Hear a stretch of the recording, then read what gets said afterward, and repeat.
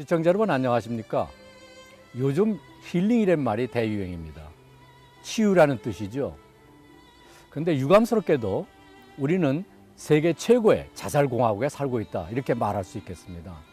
많은 사람들이 불안, 스트레스, 강박증과 같은 그런 현대병을 앓고 있죠. 이제 우울증은 감기를 앓듯이 우리 주변에서 너무 흔한 병이 되었습니다. 우리 마음은 왜 상처를 받고 어떻게 하면 치유될 수 있을까요? 오늘 모시고자 하는 동행인은 이러한 현대병에 대한 남다른 진단과 처방을 통해서 많은 사람들에게 공감을 불러일으키고 있습니다. 동국대학교 의과대학 사공정규 교수님을 모시고 상처받기 쉬운 우리 마음에 대해서 같이 한번 얘기를 나눠보도록 하겠습니다. Life is just a bowl of cherries. Sometimes it is sweet to feel the way the worries. Don't be afraid when things go wrong. Just be strong. When things seems up in the air and everything is so unfair, and you stumble and fall, just pick yourself up and sing. If one day you lose your way, just remember one thing, my friend. When you're under a cloud, just play some music and sing. If one day 사공정규 교수님 모셨습니다. 네, 안녕하세요. 예, 안녕하세요. 예, 요즘 뭐 굉장히 바쁘시죠? 조금 그렇습니다. 예, 그렇지만 그러세요? 즐겁게 예. 일하고 있습니다. 최근에 또 좋은 일이 있더라고요. 보건복지부 장관 표창을 또 받으셨는데, 네. 예, 축하드립니다. 감사합니다. 예, 국민 건강 증진을 위해서 기여했다는 공로를 인정받아서 받게 되었는데요. 아마 기여했다기보다는 앞으로 더 잘 기여하라는 의미로 알고 열심히 하려고 합니다. 네. 그 뭐 또 상도 많이 받으시고 또 사회적으로도 많이 그 인정도 받으시고 그러는데 될성 부른 나무는 떡잎부터 알아본다고 그 어렸을 때도 이렇게 상을 좀 많이 받으셨어요? 어렸을 때는 좀 많이 받은 것 같습니다. 아, 그래요? 그때는 잘 나간 것 같습니다. 예, 뭐 우등상, 개근상 뭐 상도 네. 많이 받으시고 네. 상복이 많으시네. 네. 예. 예. 이렇게 오시는 동안에 언제 그 의사의 꿈을 가지시게 됐습니까? 사실 이제 제가 의사의 꿈을 가진 것은 꿈을 많이 낮춘 건데요. 네, 그렇습니까? 초등학교 때 대통령이 되려고 하다가 예. 어느 순간 이제 현실을 알고 아마 고등학교 입학할 때 이제 의대를 지원하려고 했고요. 사실 의사가 꼭 돼야 되겠다는 생각보다는 저 자신도 그랬고 또 아마 부모님들이 의사 하는 것을 소망하셨고 저도 또 의사가 나쁘지 않다. 또 주위의 동네에 의사 선생님 보니까 좀 무식해 보여서 막연하게 이제 의대를 가야 되겠다라고 생각을 하고 있었습니다. 그 대학 다니실 때는 또 특별히 그 뭐 아주 말솜씨가 좋으셔가지고 아주 스타 MC로도 뭐 많이 활약하셨다. 그런데 대학 시절에 제가 그 주로 시즌 중에 좀 그 페스티벌 시즌에 아주 하루에 한 3건, 4건 이렇게 뛰기도 하고요. 그 당시 그 수입이 상당히 좋았습니다. 그래요? 그리고 페스티벌 사회를 가게 되면 일단 식사 대접을 받고요. 그 다음에 술을 공짜로 먹을 수 있고, 그 다음에 또 이제 돈을 벌 수가 있고, 예. 또 끝나고 또 좋은 사람들을 만날 수가 있고, 예. 상당히 그때를 생각하니까 상당히 막 웃음이 확 지는 게 그때 아마 정말 잘 나갔던 시절이었던 것 같습니다. 그래? 내가 이 의사를 접고 야, 이 길로 나가야 되는 거 아닌가 뭐 그런 생각도 해보셨겠어요?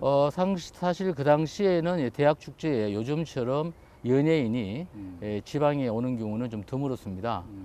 제가 의사를 접고 사회자 내지는 연예인으로 나갈까도 생각을 했었습니다. 근데 제가 결정적으로 접게 된 이유는 이제 제가 이 노래를 좀 더 잘할 수 있었으면 노래 더하기 사회 실력 여기에 좀 겸비가 되었으면 아마 의사를 접었을지도 모르겠는데 제가 노래를 잘 못해서 이거는 만능 엔터테인먼트로서는 좀 부족하다. 그래서 이제 다시 의학으로 마음을 돌렸습니다. 그래서 이제 그 의사 공부를 열심히 하셨는데 특별히 그 정신과를 지망하시게 된 뭐 특별한 동기가 있습니까?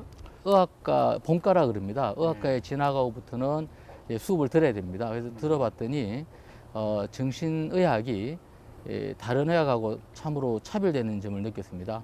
다른 의학은 주로 환자의 병과 환자의 신체적인 병을 위주로 보는데 반해서 정신의학은 환자의 그 마음 상태 그리고 또 환자 주변의 어떤 사회적 상태도 함께 보는 의학이라는 것을 알고 상당히 그 매료가 되었습니다.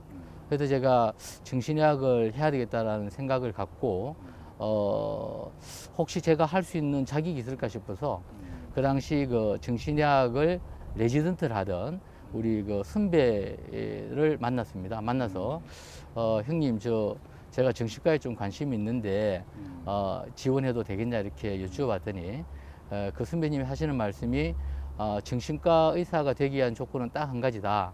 그게 이제 뭐냐고 물었더니 정신과 의사는 현재로 정신이 완벽하게 건강할 필요 없다. 다만 정신의학을 공부하면서 본인이 깨우치게 된 것을 자기의 문제점을 깨우치게 되면 그걸 변화시킬 수 있는 그런 마음의 태도를 가지면 되는데 내가 볼 때는 사공 선생은 충분한 자격이 있다. 그래서 제가 아주 용기 백배해서 정신과를 지원했고요. 제가 정신의학을 택하게 된 것은 상당히 대단한 선택이었다. 정말 탁월한 선택이라고 생각을 합니다. 왜냐하면 이 정신의학을 공부해 보니까 정신의학을 공부하는 것이 곧 제 인생이 공부가 되고요. 제 인생을 공부하면서 이 직업이다 보니까 또 돈도 벌게 되고 그래서 상당히 그 일거양득이다. 공부도 하고 예, 공부도 돈도 하고 벌고. 돈도 벌고. 그러면 그 정신과 중에서도 뭐 여러 가지 전문 분야가 있을 것 같은데 그 중에서도 그 사공 교수님은 그 특별히 우울증을 전문으로 하신다 그렇게 얘기를 들었습니다. 맞습니까? 네, 맞습니다. 저는 원래 제가 지향하고자 했던 것은 행복의학입니다. 그러나 우리 정신과에 오시는 분들은 대부분 행복하지 않고 또 의학 내에 행복의학이 현재로서는 없기 때문에 제가 이제 우울증을 택하게 됐는데요. 왜냐하면 우울증에 걸린 분들은 세상이 아무리 아름다워도 세상을 부정적으로 보고 우울병에 걸리면 행복이 없어집니다. 행복을 훔쳐가는 병이 바로 우울증인데요. 그래서 저는 우울증을 연구하고 치료하는 방법을 배우면 사람들이 행복을 찾을 수 있을 것이다 라고 생각해서 우울증을 이제 공부하게 되었습니다. 그래서 하버드 의대에서도 모리조 파바 선생님한테 우울증을 연수를 하고 이제 우리나라에 돌아왔는데 돌아오고 보니까 이제 우리나라에서 우울증이 굉장히 그 국민적 화두가 되어 있더라고요. 그래서 요즘 우울증을 전공한 덕분에 시대적 흐름에 맞게 제가 좀 많이 쓰여지고 있는 것 같아서 우울증을 선택한 것도 정말 얼떨결에 했는데 정말 괜찮은 선택이었다. 예, 정신과 선택 이후에 최고의 선택이다라는 생각을 갖고 있습니다. 피안성은 가고 정재영은 뜬다 뭐 그런 말이 있다고 그래요. 네네네. 그래서 피부과, 안과, 성형외과하고 한때 잘 나가던 네네. 근데 또 그 지금 이제 가고 정신과, 재활의학과, 영상의학과 뭐 이런 것들이 뜬다. 네. 뭐 그렇게 아마 그런 것들이 요즘 현대인들이 많이 그 병을 앓고 있고 또 그러한 그런 그 시장이 크기 때문에 그렇지 않겠습니까? 네네. 예. 네. 그 교수님은 그쪽으로 그 교수로 있지 않으시고 나오셔서 그 병원을 개원하시면 돈도 많이 버실 텐데 그 뭐 특별히 교수를 고집하시는 이유 있어요? 사실은 저는 뭐 지금 현재의 수입에도 충분히 과분하다 생각하고 있고 제가 교수직을 유지하는 것은 저는 우리 의사들이 보다 더 훌륭한 의사가 되기를 바라고 우리 의사들이 어떤 사회적 리더십을 충분히 발휘하고 특히 요즘 같은 이 스트레스 시대에 정신의 어떤 궁핍 시대에 우리 의사들이 좀 더 사회적 역할을 해주기를 바랍니다.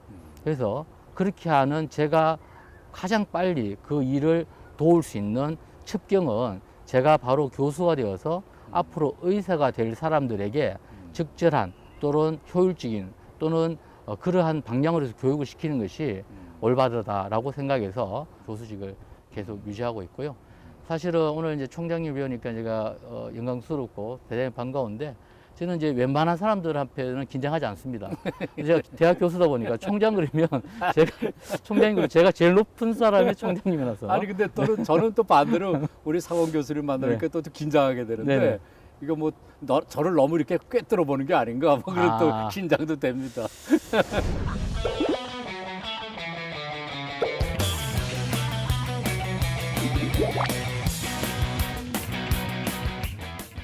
예, 다음은 M톡입니다.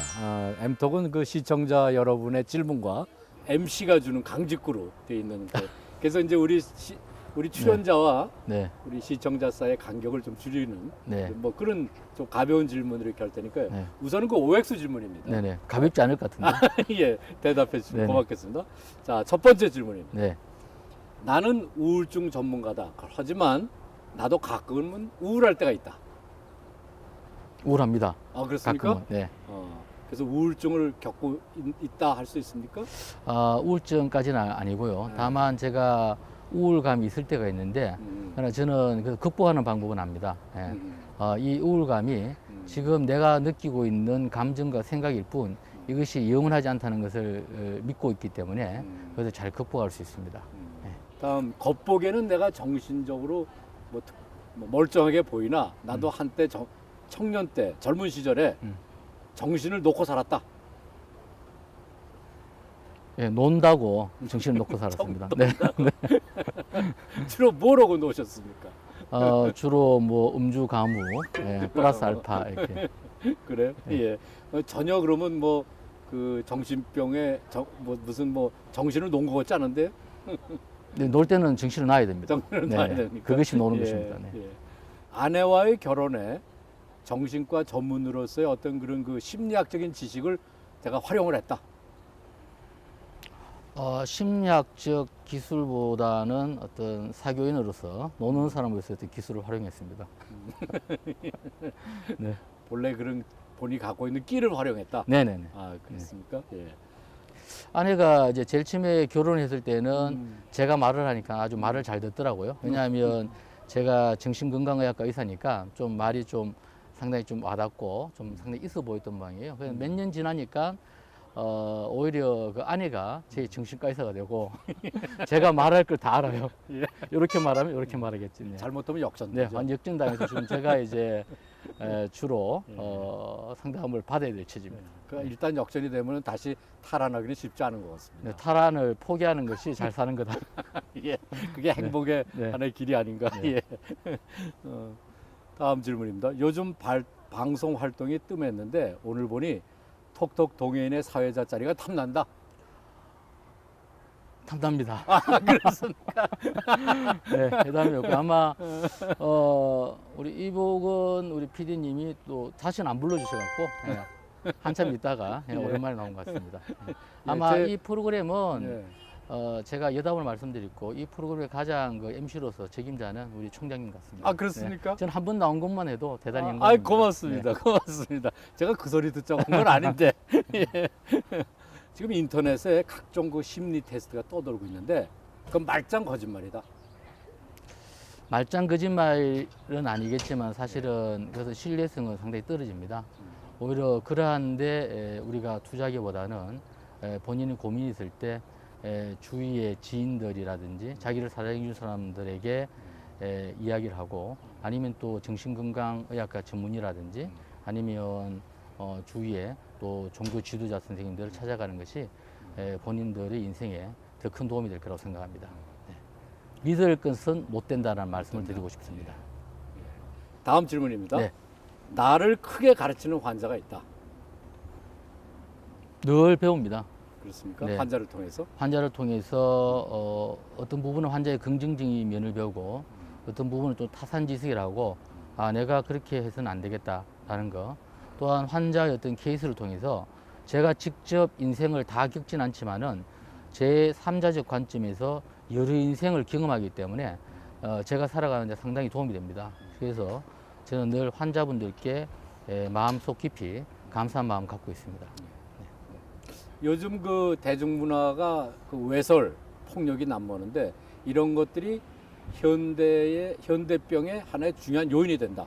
네, 요인이 됩니다. 아, 그렇습니까? 네네. 반듈라의 사회학습 이론에서 우리가 폭력을 보는 또는 폭력이라든가 외설 좋지 않은 장면을 봤을 때 마음속으로는 우리가 하지 않겠다라고 생각한다 하더라도 그것이 내재적으로 그것이 이제 저절로 배워지게 됩니다. 그래서 본인이 어떤 스트레스를 잘 처리를 못하든지 본인이 좌절과 어떤 실패라는 경험을 가졌을 때 그것을 반복해서 할 수 있다는 이론입니다.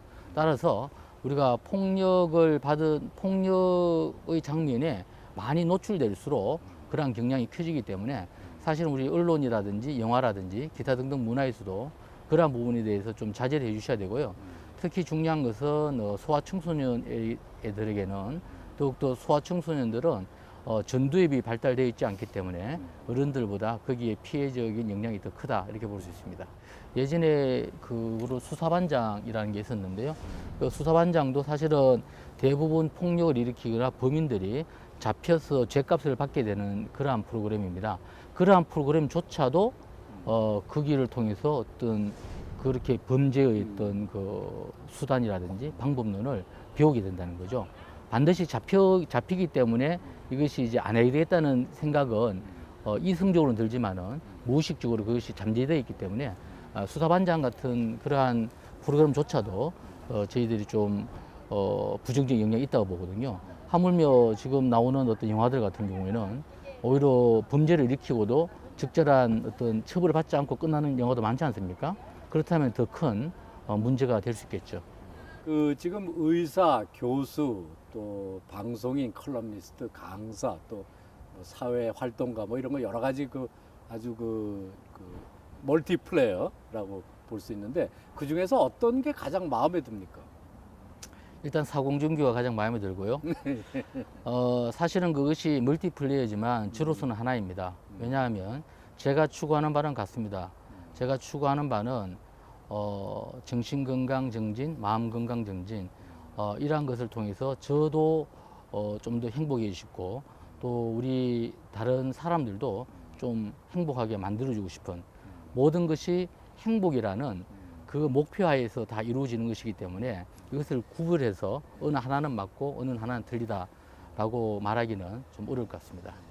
우리가 아무리 스스로 행복하자 하지만 교수님 역시 그 스트레스를 피할 수 없을 때가 있을 것 같은데요. 그럴 때는 어떻게 스트레스를 푸십니까? 예전에는 별로 좋지 않은 방법을 풀었습니다. 술을 많이 먹고. 근데 요즘은 그렇게 하진 않고요. 요즘은 주로 정말 친한 친구들 만나서 따뜻한 이야기를 나눈다든지 아니면 또 가족.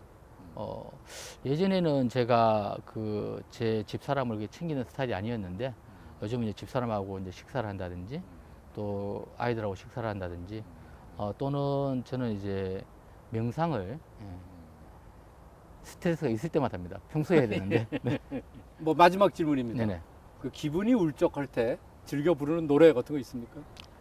기분이 울적할 때는 일단 노래방을 가서 그 디스코 메들리가 있습니다. 디스코 메들리. 한 번만 올려놓으면 그게 또 대부분 그 당시 디스코 메들리가 저희들 세대가 좋아하는 노래들이 다 있기 때문에 그거 한 번 쫙 뽑고 뭐 물론 노래 실력은 제가 앞서도 말씀드렸지만 실력은 없지만은 아주 고함 쳐서 부르면 스트레스가 쫙 풀립니다. 우선 이렇게 탁 떠오르는 노래가 어떤 노래입니까?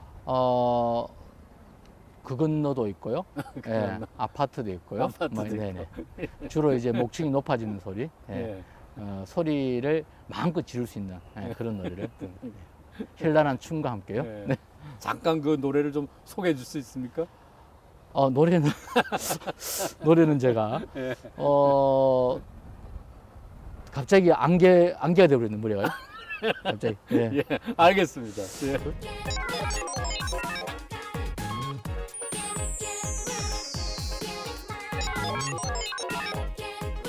예, 요즘 그 사원 교수님을 찾는 환자들은 주로 어떤 환자들입니까? 사실 제가 주로 보는 환자들은 제가 이제 우울증이 전공이기 때문에 정신의학적 병원을 치면 우울증 환자가 많고요. 또는 이제 불안증 환자도 있고 또 병원에서는 이제 소아 청소년도 제가 이제 담당을 하는데요.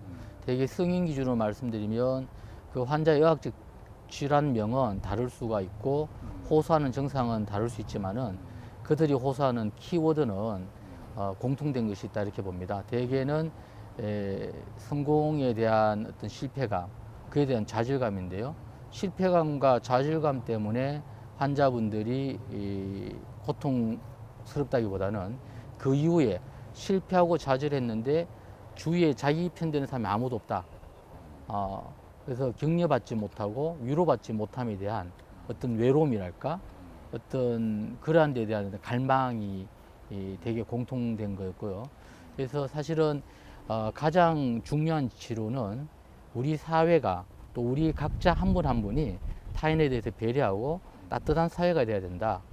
그래서 행복하고 따뜻한 사회적 정책이 정말 필요하다라는 것을 느낍니다. 그것이 기본적으로 전제돼야 되고, 개인적으로 이제 저희들 정신건강 의학과 전문가들이 때로는 약물치료, 때로는 정신치료를 해야 된다고 봅니다. 그렇다면 그 사공 교수님 보시기에는 우리 건강한 사회 또는 그 건강한 마음, 뭐 그건 어떻다고, 어떤 것이 건강한 사회다 이렇게 보세요? 제 개인적으로는 이런 생각을 가지고 있습니다. 일할 때 열심히 일하고 놀 때 열심히 노는 사람이 건강한 사람이다. 그럼 건강하지 못한 사람은 어떤 사람이냐면, 일할 때 놀 걸 걱정합니다. 놀고 싶어 합니다. 놀아라 그러면 일할 걸 걱정합니다. 이런 것은 이제 불건강한 거고요. 또한 건강한 사람이라고 하면 우리가 바꿀 수 없는 어떤 사건이나 현실은 수용할 수 있어야 됩니다. 우리가 바꿀 수 있는 부분에 대해서 바꾸고자 하는 용기와 의지를 가져야 됩니다. 그래서 어떤 것이 수용할 문제이고 어떤 것이 내가 의지와 용기를 갖고 실천해야 될 문제인지를 잘 구분하는 사람, 지혜로운 사람이 이제 건강한 사람이라고 볼 수 있고요. 타인을 배려해야 됩니다. 배려를 하는 것이 곧 나를 위한 것입니다. 우리가 타인을 배려하지 않고 어떤 타인이 이 사회에서 적응을 하지 못하고 이 사회에서 좌절감을 느끼고 실패감을 느끼고 그로 인해서 어떤 적개심을 느낀다면 이 사회가 혼탁해집니다.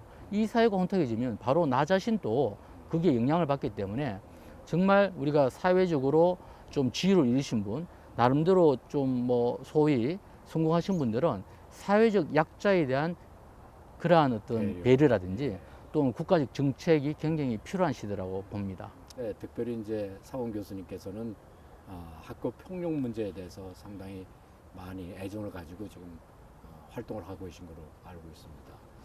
그 학교 폭력에 대해서 특별히 관심을 가지시게 된 어떤 동기 같은 것이 있습니까?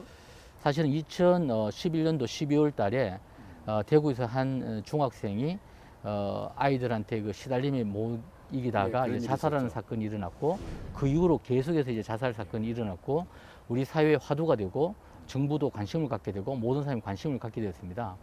그래서 제가 이 사회적 우리 정신건강 전문가로서 이러한 시대적 소명과 사회적 기여를 해야 된다는 생각을 평소에 해오던 차에 우선은 우리의 미래인 그들을 더 이상 이렇게 슬프게 보내서는 안 되겠다.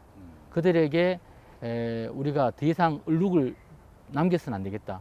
그들의 얼룩을 지워주겠다라는 생각으로 학교 폭력에 먼저 관심을 갖게 되었고, 그래서 학교 폭력 극복을 위한 정신건강의학과의사 백인위원회를 제가 대한신경정신의학회 지금 상임이사, 특임이사로 있는데 그것을 조직하게 됩니다. 그것이 2012년도 6월 30일 날 조직하게 되어서 지금 학교 폭력에 관한 한 정신건강의학과 의사들 한 전국적으로 250명이 지금 활동하고 있고, 중국 학교 폭력은 서울에서만 일어난다, 대구에서 일어난다, 포항에서만 일어난다, 이런 게 없기 때문에 그렇죠. 전국적으로 조직해서 저희들이 사회적 봉사와 기여를 하고 있습니다. 왜 우리 학교가 이 폭력에 물들어가고 폭력이 심각한 문제로 대두되고 있을까요? 사실은 이제 제목이 학교 폭력이라는 것에 대해서 우리 교사 선생님들은 상당히 이제 싫어하십니다. 예, 왜냐하면 학교 폭력이라는 말 자체가 마침 그 학교 폭력의 원인이 학교에 있는 듯한 인상을 주기 때문인데요. 실제로 학교 폭력의 원인은 사회적 요인이 있고요.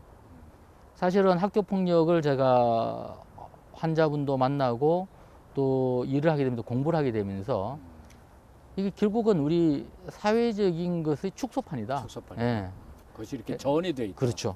사회적인 문제의 축소판인데 어른들은 뭐 그럭저럭 이렇게 견뎌나는 거고, 아이들은 아직까지 성장기에 있고 마음이 여리기 때문에 더 큰 상처를 받는다는 거고 있고요. 또한 가정의 문제가 있고요. 또한 일부는 학교의 문제도 있고요. 또한 일부는 개인적인 이제 문제도 있습니다. 또 정신적으로 또 뭐 질환이 있다든지. 그래서 사실은 학교만의 문제는 아니고 총체적인 문제다라는 것을 말씀을 드리고 싶습니다. 그러면 그 대책의 가장 에센스, 가장 중요한 것은 내가 어떠한 거를 제시하고 있을 수 있습니까? 우리가 일반적으로 생각할 때 학교 폭력하면 이제 가해자하고 피해자를 이렇게 엄격하게 구분하려는 시각을 가지고 있습니다. 근데 실제로 일진이라는 소위 올바르지 못한 아이들이 일방적으로 약한 아이들을 괴롭히는 경우는 학교 폭력의 20% 정도에 지나지 않습니다. 대부분 나머지 한 80% 경우에는 아직 마음이 여리고 미성숙한 아이들끼리 다툼입니다. 사실은 학교 폭력의 가해자, 피해자를 엄격하게 구분하기 어려운 경우가 훨씬 많습니다. 욕을 먼저 한 자가 가해자인지, 욕을 듣고 때린 자가 가해자인지, 한 대 때린 자가 가해자인지, 여러 대 때린 자가 가해자인지, 사실은 이게 헷갈릴 때가 많고요. 또 가해자 같은 경우에도 지금은 가해자지만 본인이 피해자였던 경험을 있는 경우도 한 50% 정도가 됩니다. 이 가해자들은 반드시 어떤 체벌 내지는 어떤 죄값 내지는 어떤 처벌 위주로 어떤 하려는 경향을 보였거든요. 그러나 이것은 물론 죄질이 아주 나쁜 경우에는 그렇게 해야 되지만 또 이 가해자들을 무조건 학생부에 기록하는 이러한 논점은 실제로 학교 폭력을 제대로 보지 못한 논점입니다.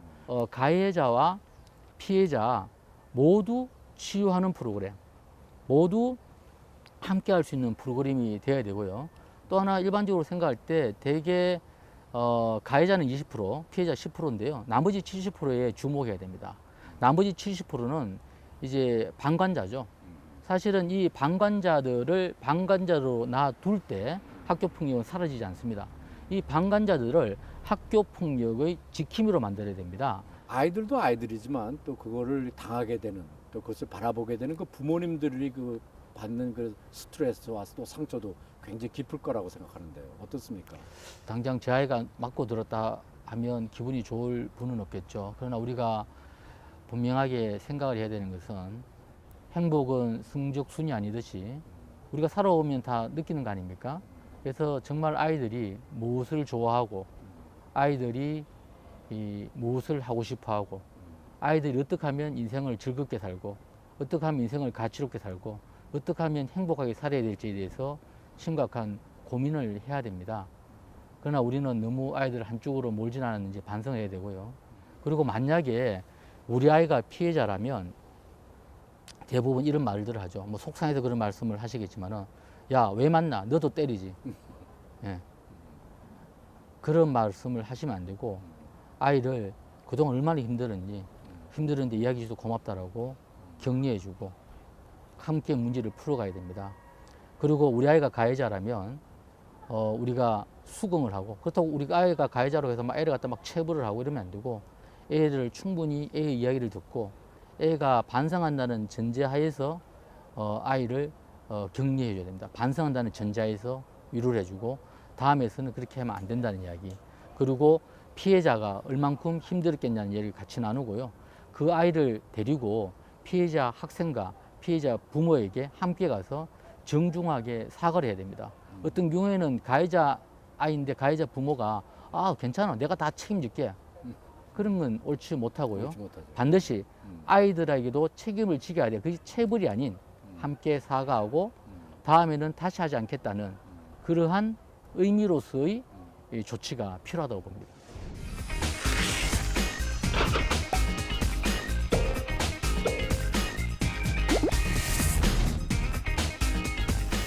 예, 박사님께서는 그 프로이드의 정신분석학보다는 오히려 불교라든지 또는 그 동양 사상을 많이 접목을 해서 치료법을 개발하신다. 뭐 그런 얘기를 들었습니다. 아마 그런 치료법은 상당히 좀 독특하고 좀 특별하게 느껴지는데 어떻습니까? 동양 사상에 대해서 치료에 접목시키려고 매료를 느끼고 공부를 한 것은 사실인데 크게 독특하지는 않습니다. 다만 우리나라 사람의 경우에는 물론 이제 프로이드라든지 이런 정신분석학도 굉장히 좋은 학문이고요. 그러나 우리나라 사람은 우리나라에 맞는 식으로 하는 것도 상당히 이제 용이한 환자들이 많다, 효과적인 환자가 많다라고 생각을 했고요. 불교란 것이 결국 스스로 깨닫게 하는 것입니다. 집착을 없애라는 이야기인데요. 그래서 환자분들에게 저는 해석을 잘 해주지 않고요. 환자분들이 깨우칠 수 있는 화두의 어떤 질문을 주로 던지는 편입니다. 그렇게 하면 환자분들이 이제 스스로 제가 해석해 주는 것보다 훨씬 더 잘 깨닫게 되는 경우도 많고 훨씬 그것을 잘 실천에 옮기는 경우도 용이하고요. 또 어떠한 경우에는 환자분들에게 이제 명상법을 가르쳐서 명상을 해보라 그러고 나중에 하고 난 다음에 명상을 했을 때 어떤 떠오르는 생각들이라든가 또 명상을 했을 때 어떤 그런 자기들 겪었던 경험에 대해서 이야기를 나누는 방법을 사용하고 있습니다. 그러니까 결국은 그 이런 마음의 병을 치료하는 데 있어서는 단순히 그 의학적인 접근만 가지고는 좀 한계가 있다. 뭐 그렇게 네, 그렇습니다. 들리는군요. 예. 의학적인 접근은 상당히 빠른 방법이는 분명하지만은 이것이 모든 것을 해결할 수 있다고 생각하지 않습니다. 꼭 또 동양사상뿐만 아니라 저는 이제 환자분들이 왔을 때 어떤 환자분들 각자 종교가 다르지 않습니까? 그러면 그 환자분의 종교에 맞는 그러한 방식으로 설명을 해주는 것도 그 환자의 믿음 체계에 맞게 설명을 해주는 것도 상당히 이제 효과적인 경우가 상당히 많죠. 그래서 깊이는 없지만은 나름 이제 각각의 종교에 대해서 좀 공부는 조금 해두고 있습니다. 제가 보니까 동국대학교 의대에는 아주 독특한 그런 연구소가 있더라고요. 갈등 치유 연구소다 그런 연구소가 있어서 그래서 갈등 치유의 그런 어떤 그 연구 대상이랄까요? 그것이 뭐 어떤 겁니까? 그것이 어떤 개인적인 차원에서의 갈등입니까? 그렇잖아요. 뭔가 사회의 어떤 그런 시스템적인 어떤 그런 갈등을 얘기하면 내가 뭐 어떤 갈등을 연구하고 있는 연구소입니까? 쉽게 말하면 요번에 저희들이 한 것은 이 방패공단과 함께 작년하고 올해에 갈등 치유 아카데미를 개최를 했는데요. 가장 중요한 것은 이 갈등 당사자들끼리 사실은 서로 만나게 해주는 게 굉장히 중요합니다. 그리고 그들의 이야기를 서로가 다름을 알고 서로가 다른 것을 존중해주고 서로가 공감하게 되고 이러한 모임들이 많아지면 우리 사회의 어떤 갈등 해소에 조금 완화에 도움이 되지 않겠냐는 취지에서 저희들 교수들이 아주 다양한 그 전공 과목의 교수들이 모여서 그 일을 하고 있습니다. 이러한 그 사회적인 요건 때문에 만들어지는 그 정신병자들, 그 정신 환자들 많이 그럼 만나게 되시죠? 어떻습니까? 사회적 스트레스로 해서 사실은 이제 정신이 건강하다, 건강하지 못하다는 문제가 여러 가지 각도가 있겠는데요. 사실 이제 정신과 환자들은 그 스트레스가 과정에서 우리 사회에 잘 적응을 못한 증상을 나타내는 분들이 많은데요. 그렇다고 해서 정신질환자들이 사실 정신질환자들이 뭐 일반인보다 범죄율은 높지는 않습니다. 오히려 그렇기 때문에 오히려 저는 누구나 다 정신질환자가 될 수 있고요. 예를 들면 내과에 간다고 해서 다 위중한 병은 아니고요. 누구나 다 감기 한번 걸릴 수 있듯이 만약에 누구나 다 불면증이 걸렸다면 불면증인 순간은 정신과 환자인 거거든요. 그래서 정신과 환자에 대한 우리가 좀 부정적인 편견을 좀 갖지 말아달라고 하고 싶고요. 오히려 정신과 환자들이 사회에 문제를 일으키는 경우는 우리 일반인보다 적고 우리가 똑바르지 못한 어떤 인성 때문에 이제 범죄를 일으키는 경우는 좀 구별을 해야 된다라는 생각을 가지고 있습니다. 네. 모두에도 그 행복의학 얘기를 하셨어요. 네네. 그래서 궁극적인 목표는 이제 행복의학이 하나의 나의 궁극적인 목표다 뭐 이런 말씀을 하셨는데 그 행복이라는 게 그 의학적인 어떤 그런 접근을 통해서 행복을 추구한다는 게 조금 생소하게 들립니다. 그 행복의학은 대가 뭘 말씀하시는 겁니까? 사실은 행복이 목표가 될 수가 있고 목표가 되지 않을 수도 있습니다. 왜냐하면 행복이라는 것은 지금 이 순간 지금 여기에서 느끼는 것이 중요하기 때문에 지금 당장 우리가 한 생각 한 마음 바꿈으로써 행복이 이루어지는 것이거든요. 그러니까 늘 행복한 그런 마음, 늘 행복한 태도를 갖는 것이 사실은 중요합니다. 지금 이 순간 늘 행복을 느끼면 된다라는 말씀을 드리고 싶고요. 또 한 가지 말씀을 드리고 싶은 것은 우리가 대개 과거에 얽매입니다. 과거에 얽매이지 마시고요. 또 미래를 생각하면서 불안해하지 마시고요. 현실에 항상 집중하면 되는데요. 현실에도 너무 얽매이지 마시고요. 그냥 행복하다 생각하면 행복해지는 거다. 라는 말씀 드리고 싶습니다. 자기에게도 좀 인색한 것 같아요. 네네네. 행복에 관한 한. 네네. 나는 뭔가 행복하지 않은 것 같고 네. 뭐 그런 생각에 항상 빠져 있는데 네. 그걸 좀 극복하는 게 굉장히 중요한 것 네. 같습니다. 예, 저도 좀 더 행복하도록 노력하겠습니다. 네. 예, 예. 오늘 이렇게 바쁜 시간 내주셔서 오셔서 참 많은 좋은 얘기 또 좋은 활동을 소개해주셔서 고맙습니다. 예. 오늘 사공 박사의 진단과 같이 디지털 시대를 살아가는 현대인들은 물질적으로는 매우 풍요로운 삶을 살고 있으나 그러나 계층 간의 또는 세대 간의 갈등이 심화되면서 오히려 현대병을 앓고 있는 많은 환자들을 양산하는 것이 아마 오늘의 현실이 아닌가 생각합니다.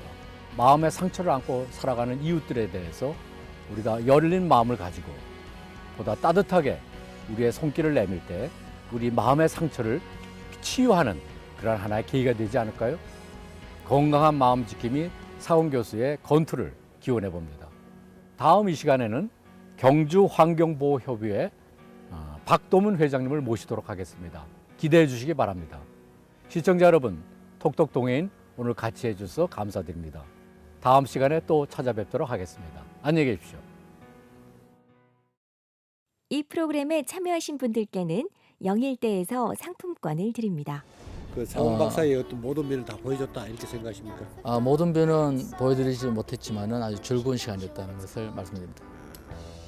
한 100점에 한 몇 점 정도 본인이 점수 오늘 한 거요? 즐거웠습니다. 즐겁다는 것은 100점을 의미합니다. 행복 전도사가 되려 네. 그러면 네. 앞으로 표정이라든가 춤 네. 이런 게 약간 개그맨이 돼야 될 것 같은데. 네네. 충분히 개그스럽지 않았습니까? 별빛이 흐르는 다리를 건너